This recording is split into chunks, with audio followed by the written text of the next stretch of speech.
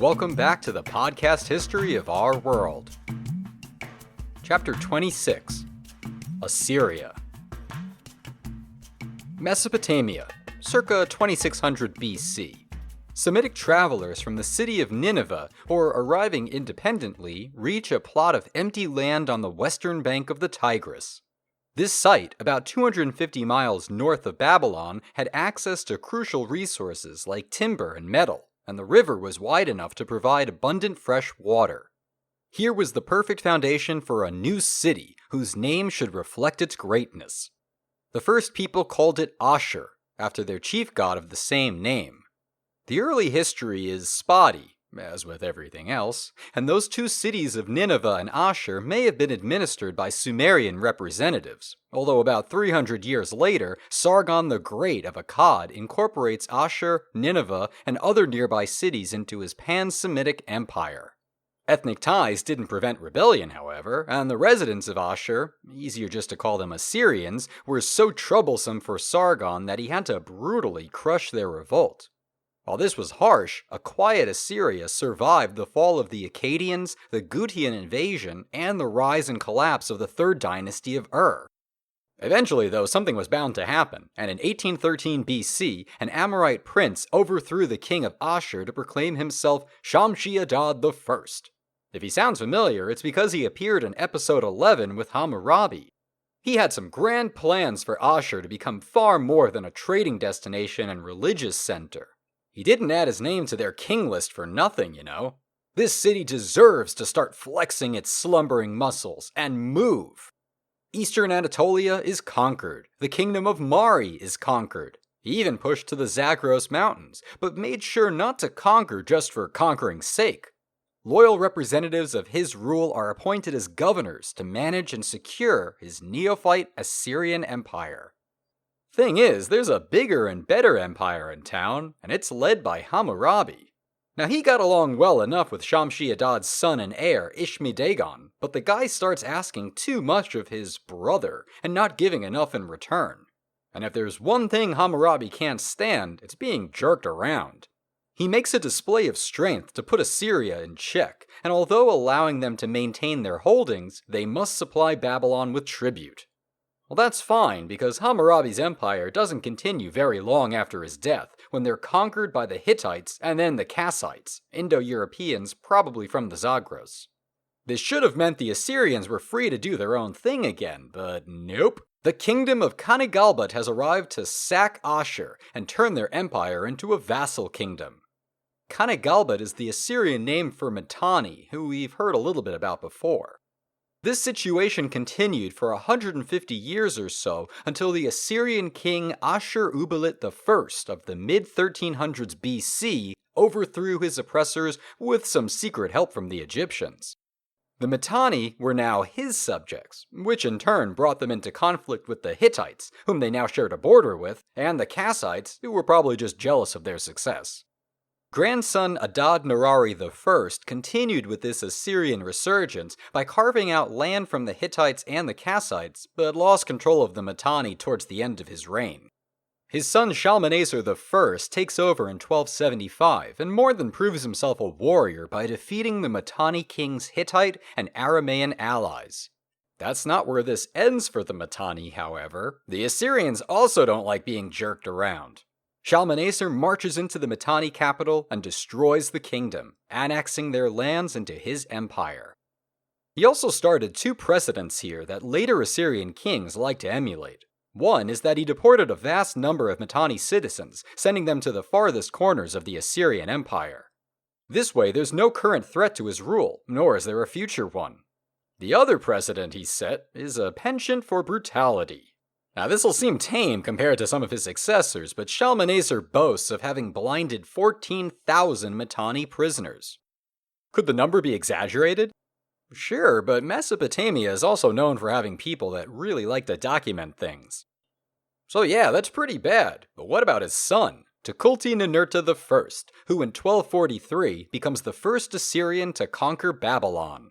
In his personal epic, he claims it's because he was provoked into battle, but come on, that's a weak excuse, even by warlord standards. This was all about the thrill of battle, and he recorded how much he relished this glorious victory.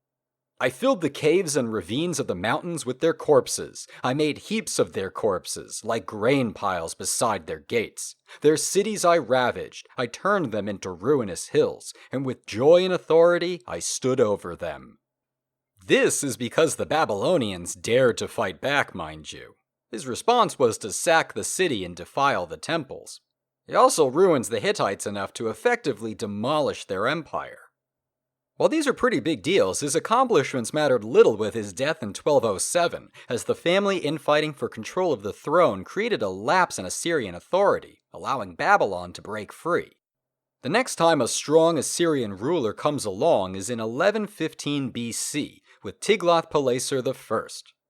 It's really under him that we can call it an empire, thanks in part to his tireless land-grabbing campaigns. His first target in 1113 was a newer entry into Anatolia, whom the Assyrians record as the Mushki. With a name like that, how dangerous can they be?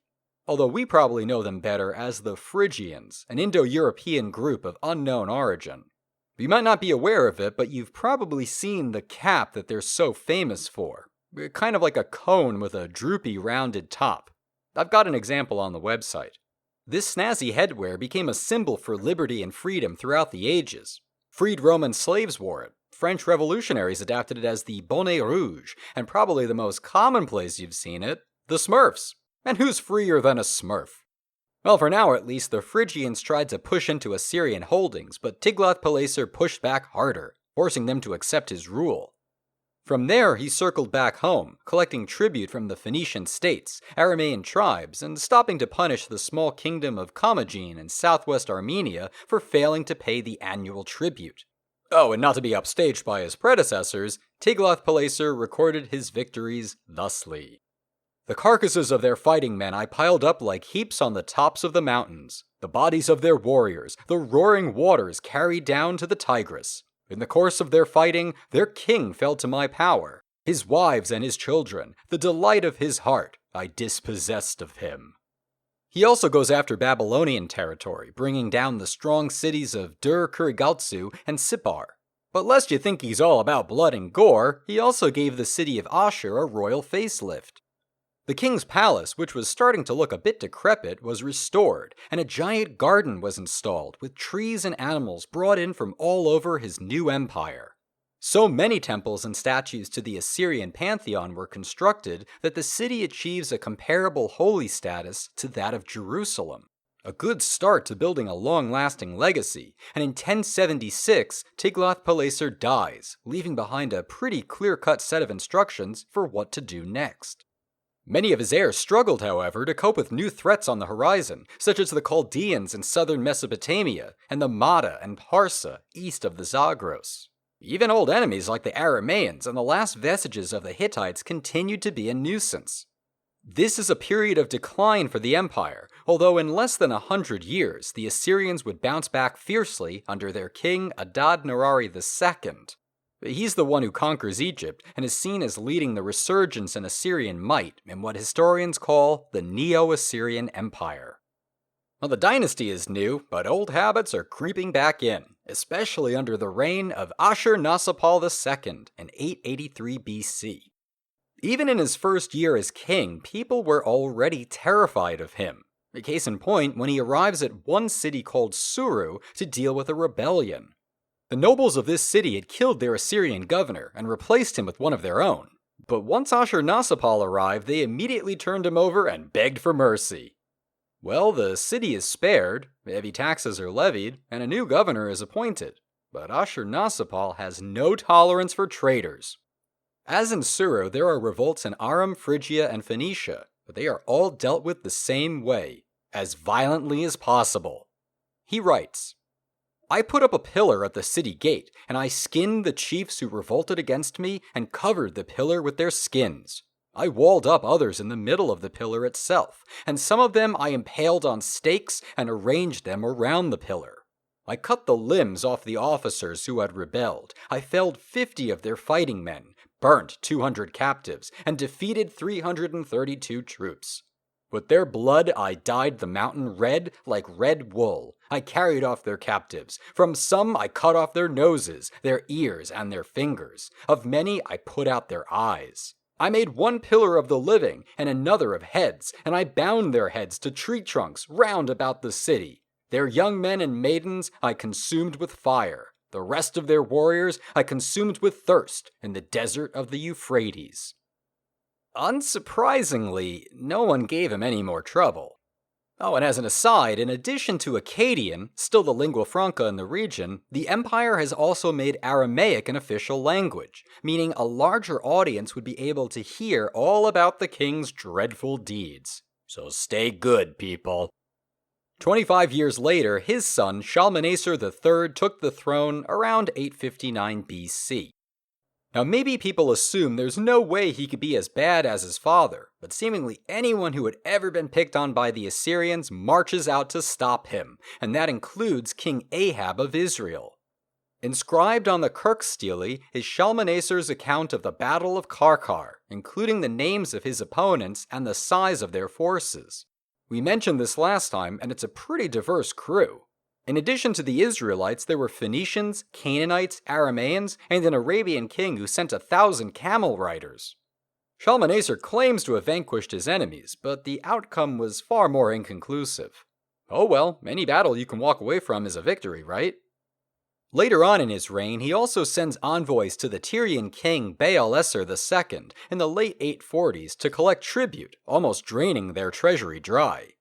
That king's grandson, Pumayatan, would take the throne in another 10 or 15 years, and to help replenish those lost funds, he murders his sister's wealthy husband, also his uncle, for the gold.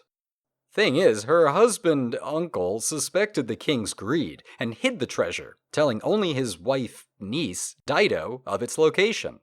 She'll eventually take that gold, along with a loyal band of friends, supporters, attendants, and guards, and sail from Phoenicia all the way to the tip of what is now Tunisia. Here she would lay the foundations for the great city Kar-Hadasht, Carthage, which we'll get to in, about 40 episodes from now. Anyway, it also bears reminding that it was Shalmaneser to whom Yehu submitted, turning Israel into an Assyrian tribute state. Okay, so skipping ahead a bit in Assyrian history, there's a lot of the same. Conquest, treasure, heads on sticks, and so on. Let's pick it up in the year 745 with the ascension of Tiglath-Pileser III. When he took the throne, his vast empire was struggling with poor management and an economy that seemed to rely solely on shaking people down for money. He vowed to change this and move away from the protection racket, reintroducing the practice of deportation for rebellious client states and repopulating the land with loyal colonists. It's easier to tax than collect tribute, and from this system, Assyrian trade routes were revitalized. He curbed the power of regional Assyrian officials, and interestingly enough, was fond of appointing eunuchs as governors. It's not like they're any less capable than an intact fellow, but there's also something he really likes about them. Since they're not concerned with building a family dynasty for themselves, they are loyal to the crown. And having trusted administrators handling domestic affairs, he could turn his attention towards picking a fight with pretty much everyone under the sun. Phoenicians, Egyptians, Arabs, Phrygians, Philistines, Sumerians, yes, even Conan the Barbarian's people fell to the Assyrians, but not the Babylonians. Now I should mention that Babylon is not ruled by Hammurabi's Amorites, nor those Kassites I mentioned before. Instead, it's the Chaldeans, that tribe from southern Mesopotamia. Although to confuse you a bit more, the current king, Nabonassar, is a native Babylonian who had expelled the Chaldeans. You with me still? Tiglath-Pileser has no love for the Chaldeans, who fought against him, but gets along great with Nabonassar, possibly even helping him take the throne. Their alliance meant that Babylon was essentially a client state, but that was just fine for Nabonassar. He's far less interested in war and politics than with science and astronomy. Can you imagine it? A scientist king? Back in their heyday, the ancient Babylonians were already famous for their knowledge of mathematics and the heavens, and Nabonassar was keenly aware of his kingdom's proud heritage, wishing to emulate that golden age of learning. Sounds promising. But back in Blood and Guts Assyria, Tiglath-Pileser was holding back invasions from the Mahda and Parsa over near the Iranian plateau. Now, this was unexpected, as these two tribes had previously worked out an agreement with the empire. Well, the agreement was that they pay Assyria to not be invaded, but this wasn't part of the deal at all. He's able to hold them off using new cavalry tactics adapted, ironically enough, from these people. The Mada and Parsa were definitely the thorn in Assyria's side, using the Zagros as a natural boundary and employing hit-and-run tactics to keep them off guard. For now, at least, the Assyrians had the upper hand, and the tribes retreat back to their homeland. Let's end this episode going back to the beginning of Tiglath-Pileser's reign in the year 743. Israel had a usurper on the throne for less than a month before one of his generals rose up and assassinated him, but keeping the throne for himself, though. The new king Menahem soon learned that the position was not an enviable one, as he receives notice from Israel's friend and protector Tiglath-Pileser that the tribute was due. Standard imperial policy demanded 1,000 silver talents, which, in order to figure out what that means, requires a little math. The Old Testament defines 1 talent as 3,000 shekels. Now, based on archaeological findings, we can surmise that a shekel weighed approximately 10 grams. Put it all together, and we're talking about 661 pounds of silver, more or less. That's a pretty sizable amount, and Israel's treasuries are not what they used to be. Menahem gets this silver, but earns the anger of his countrymen in the process, a situation we'll look into next episode. In the meantime, Tiglath-Pileser might be satisfied for now, but he's heading down this way to pay a visit to the Arameans of Damascus. Oh, they're just causing all sorts of problems that need fixin', and simply put, they need to go. Hey, while he's down there, he might as well also go after the weakened states of Philistia. Having access to the Mediterranean could do wonders for the empire. And then, well, Israel is right there. Probably as good a time as any to decide what to do with them. Which is where we'll have to pick it up as we explore the events leading up to the conquest and destruction of Israel on the podcast History of Our World. Big thanks to Owen Plant for providing the music featured in today's episode. Owen draws upon his Jamaican heritage and California upbringing to create music with a warm Americana style and the mellow spirit of the Caribbean. Of course, I had to go and pick a drum track because it just reminded me of a marketplace in Babylon or an Assyrian army camp, but I'm grateful for the feature all the same. Please support the artist by visiting his website at owenplant.net and by purchasing his latest album, Bears Repeating, on iTunes or wherever you buy music.